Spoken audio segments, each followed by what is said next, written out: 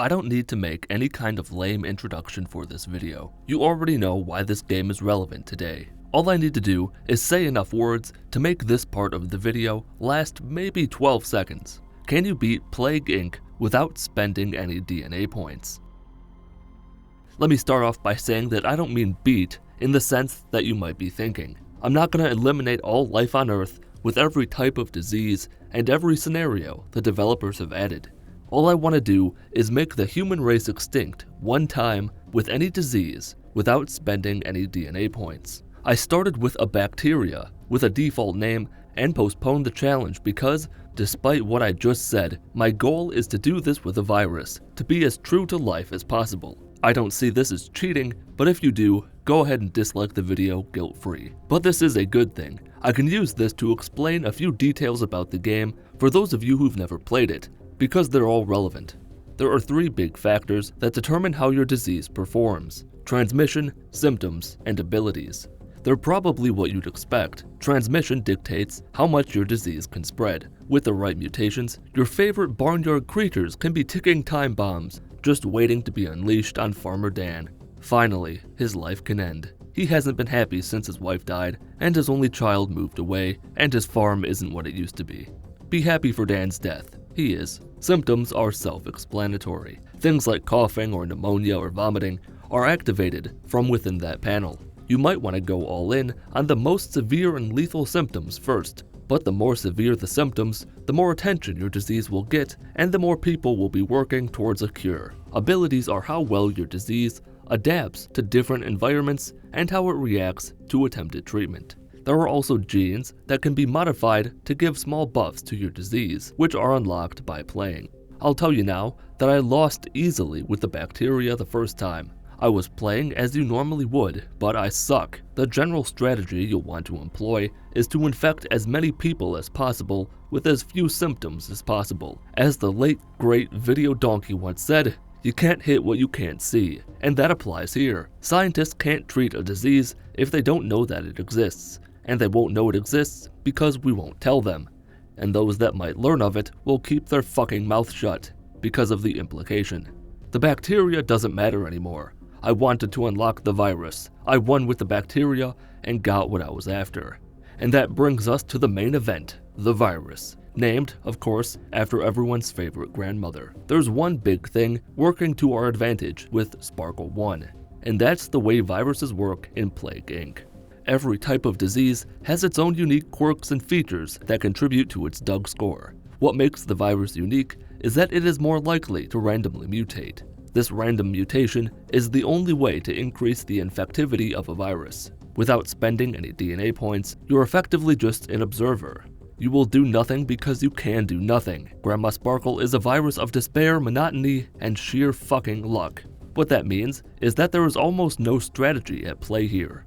I failed a lot. My beautiful microscopic killing machine was beaten to death by the man more times than I can count. That is a lie. I literally counted the number of failures in the name of the virus. The point being that you're going to see gameplay from various simulations. Everything I'm saying applies to them all. As I was saying before I killed the conductor and derailed the train of thought, the only decision you have to make is what country you start in, because it does make a difference. Just like real life, as we all know very well by now, and don't worry if you don't, you will soon enough, the more densely populated an area is, the more damage a disease can cause. A few basic symptoms will cause it to spread like wildfire and ravage the country in a short period of time.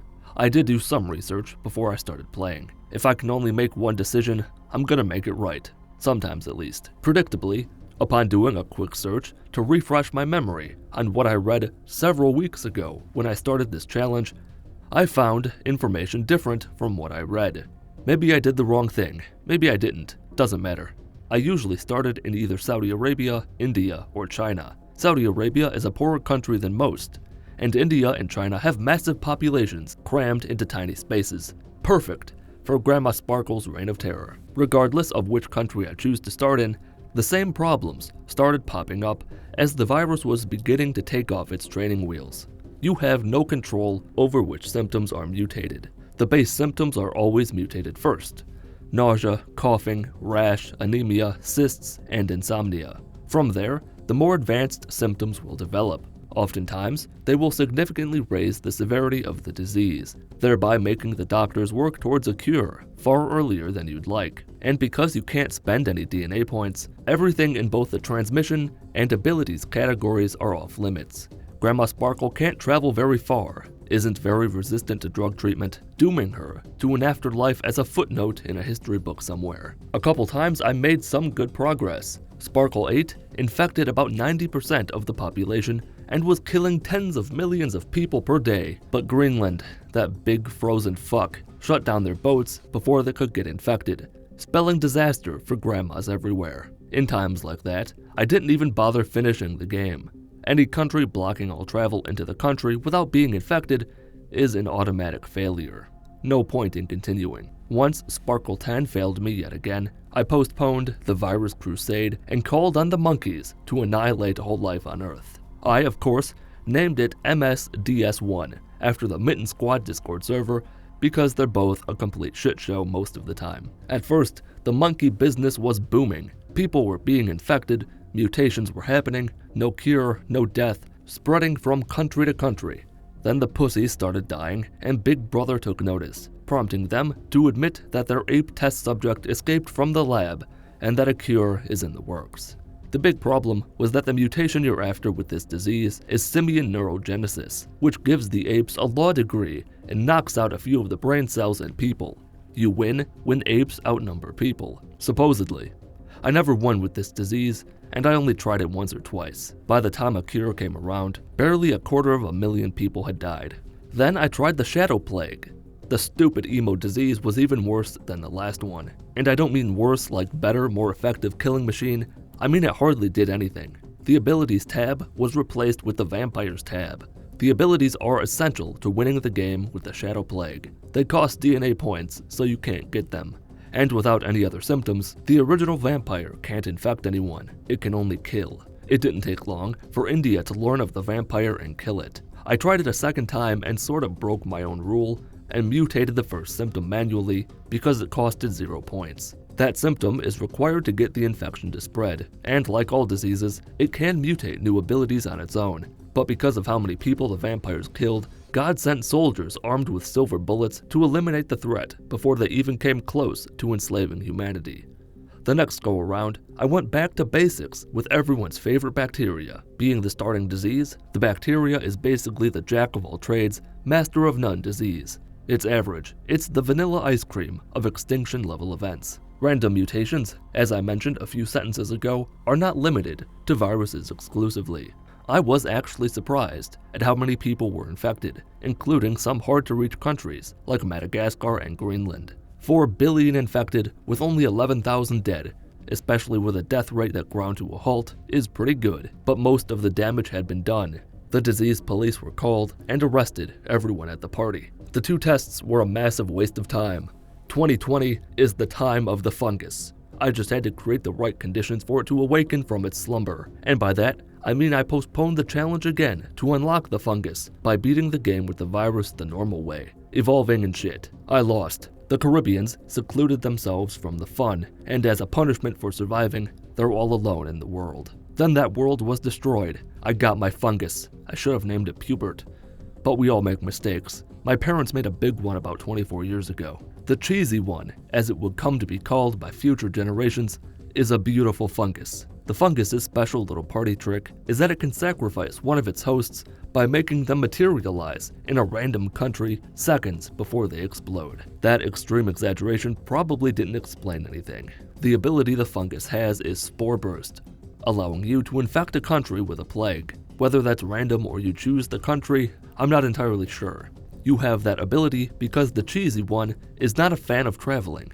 It's difficult for a spore to travel great distances. The right hemisphere took the brunt of the exposure to the fungus, with it starting in Saudi Arabia and whatnot. Once it got to a country, it spread like a motherfucker. But waiting for it to cross that transatlantic barrier is like waiting for a baby to cook Thanksgiving dinner. With enough time, it could probably do it. With the cheese down for the count, I tried the simian flu again. Literally nobody died. It was probably the biggest slap in the face I've ever gotten by something that was completely my fault. It was around that time I began to realize that this would be more difficult than I anticipated. Who would have guessed that trying to win a game by doing nothing would not be easy? But as they say, Plague Inc. is a perfectly balanced game with no exploits.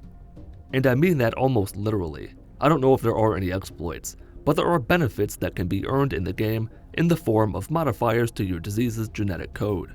Or, if you don't want to spend 10 hours playing this game, you can buy your way to victory. Todd Howard finally won me over and convinced me to purchase microtransactions. I gave in to temptation and spent somewhere around $20 on this fucking game. I haven't hated myself this much since I turned myself into a pickle.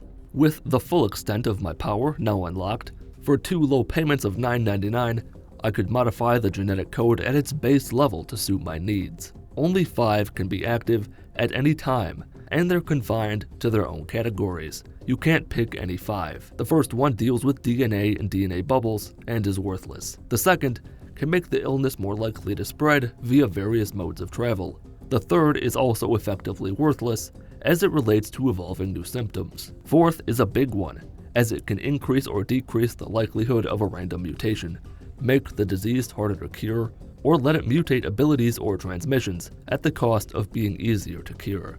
The fifth can give bonuses to different environments. The fourth group is what I considered to be the best. Being able to gain abilities could be a game changer. A cure can only be developed so quickly, so with the abilities, any illness could potentially destroy the planet. Sparkle 11 began in India with the Aerocyte, Genetic Mimic, and Extremophile genetic code modifiers. For the first attempt on a new platform, it did pretty okay. Work on a cure started at around the 1.5 billion infected mark, and about 1.5 million people ultimately died before I cancelled that dimension. Sparkle 12 was uneventful. I swapped out Genetic Mimic for Darwinist to make the virus even more likely to randomly mutate. With more possible mutations in a given period of time, it's more likely for an ability to be one of the mutations gained. Sparkle 13 showed me that with the power of money, there was nothing that couldn't be done. For the first time, 7 billion people were infected with the disease, and more than 100 million people successfully died. The world was my oyster, just waiting to be ripped open and destroyed for the treasure in its core. Sparkle 14 began her life in America, and was as American as apple pie and obesity. Every single soul on the planet was infected with my virus, and because fewer than 400 people died, the cure wasn't even 20% of the way done yet. Victory seemed assured.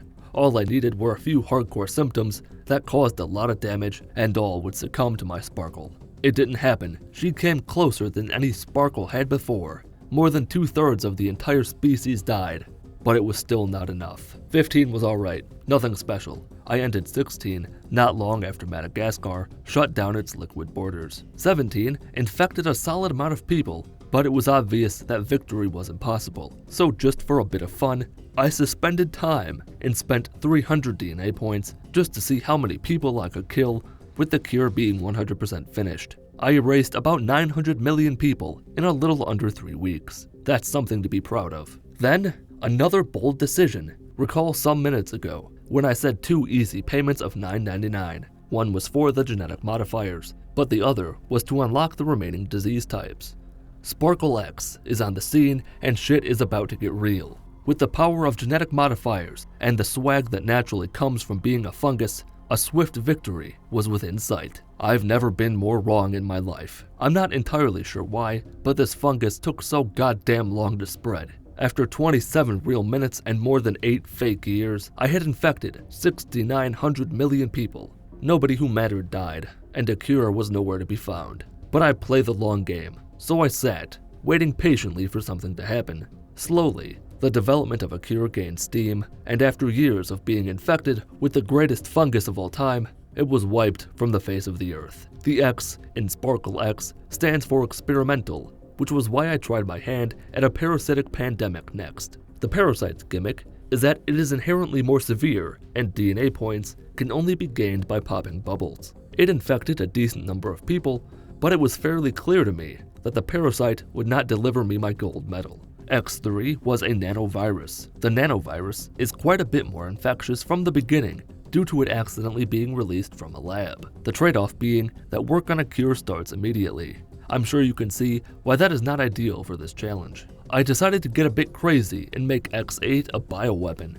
It reached a tipping point at 1 billion infected, where more people were dying than being infected. The cure was unnecessary. The weapon wiped out everyone who was sick. With X5, I tried the parasite again. 6.8 billion infections later, I lost. Then came the failsafe.